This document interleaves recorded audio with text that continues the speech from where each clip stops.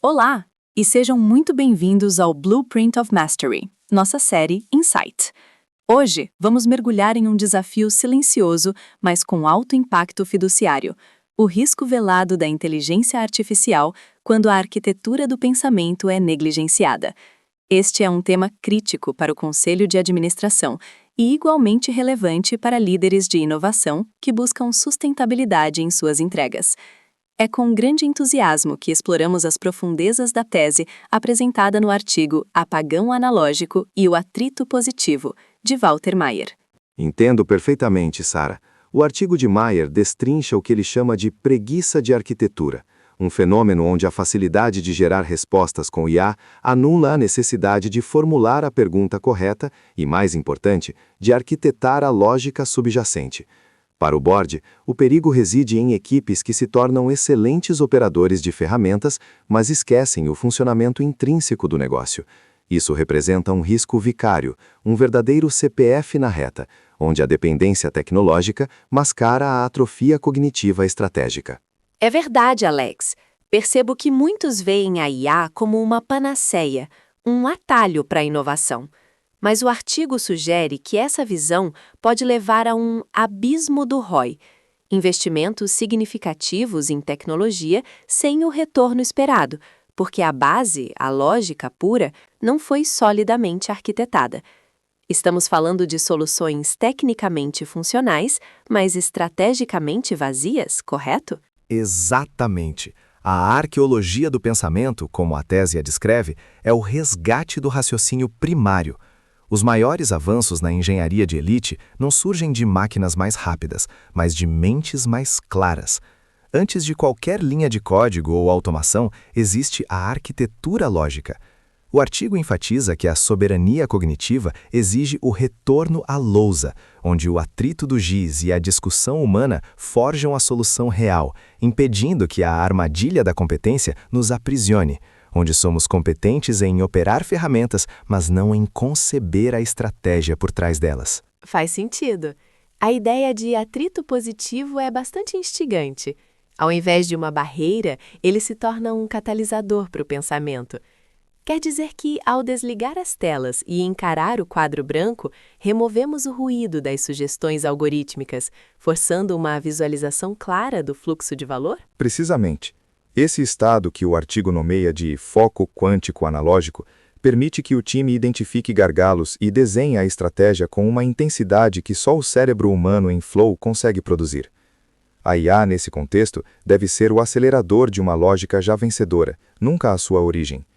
O dossiê fiduciário é implacável. O custo da falta de arquitetura é medido em milhões de dólares de dívida técnica e retrabalho. O apagão analógico na operação é onde separamos os operadores dos arquitetos. Expomos as falhas de entendimento que a IA costuma maquiar, protegendo o valuation da empresa.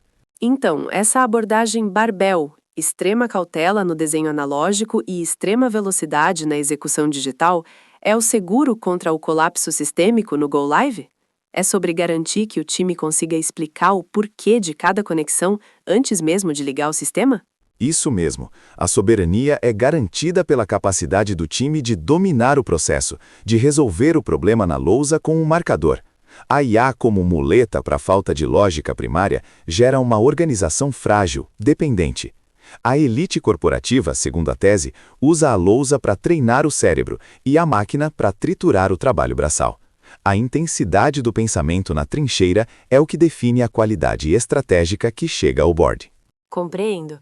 A alavanca da soberania, então, é o treinamento do músculo mental, a capacidade de abstração da equipe, que se torna o maior ativo, e o apagão analógico seria o ritual para isso.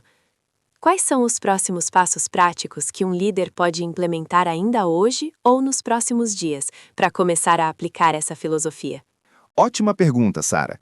O artigo oferece alguns neurohacks da semana e um checklist de soberania. Para o board validar a soberania lógica da diretoria, propõe 3 desafios. Primeiro, o ritual do quadro branco. Em sua próxima reunião estratégica, proíba o uso de telas. Peça para o responsável pelo projeto desenhar o fluxo lógico da solução em apenas 5 minutos em uma lousa. Se não conseguir, ele não domina o problema. Segundo, A auditoria de causalidade. Diante de uma solução complexa, pergunte: como chegamos a esta conclusão antes de perguntar à IA?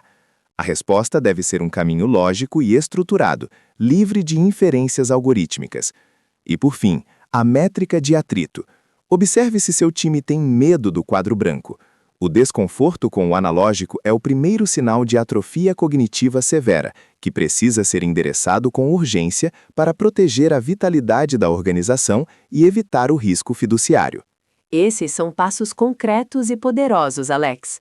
Reforçam a ideia de que a máquina acelera a nossa obra, mas a mente é o pincel.